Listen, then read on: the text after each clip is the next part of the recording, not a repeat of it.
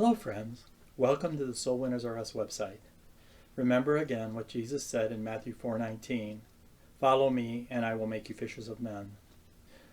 If you've been like me, you're almost obsessed with everything royal in the last couple of weeks since Queen Elizabeth of England's death. Monday morning I woke up at about 3 a.m. and didn't realize that Queen Elizabeth's 2 funeral services and 3 elaborate walking processions were starting before 6 a.m. due to the 5-hour time difference between England. I watched the first procession from Westminster Hall, where the Queen lay in state, to Westminster Cathedral for the main big funeral.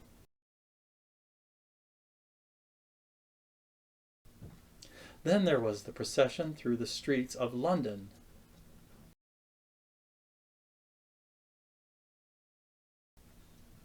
I then went to visit a friend, and together we watched the hearse procession to Windsor Castle, about 24 miles away.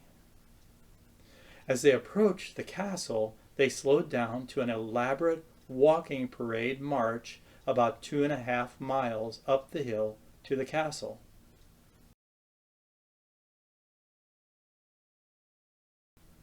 A second funeral service was held there at St. George's Chapel, where the Queen was buried. The regal nature of the Queen and her heirs was on full display up to and during the funeral services and walking processions. Leaders from all over the world came to pay their respects. Many stories are told and videos are made of the Queen and her royal family and how in awe most people are of them. I just watched a video of Prince William and Kate with an unannounced visit to a British radio station. One disc jockey knew about the visit, but the others didn't. Their jaws dropped when the royals entered the room.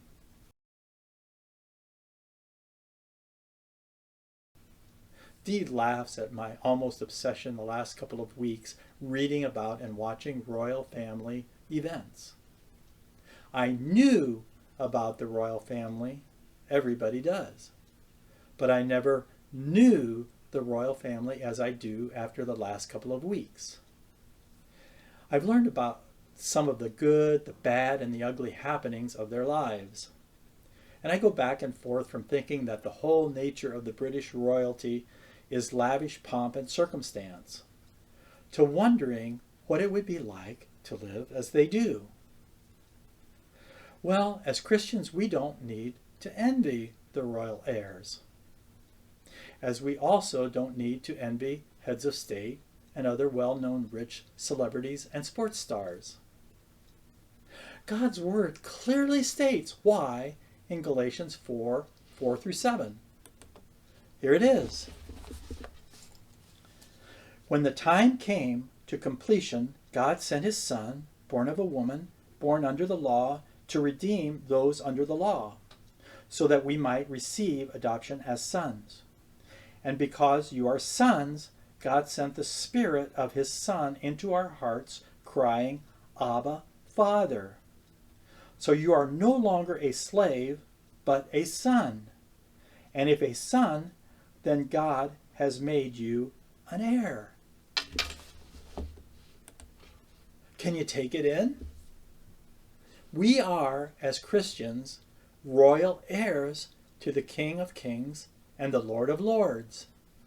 We will one day live in a mansion and a city that makes Buckingham Palace and London look puny.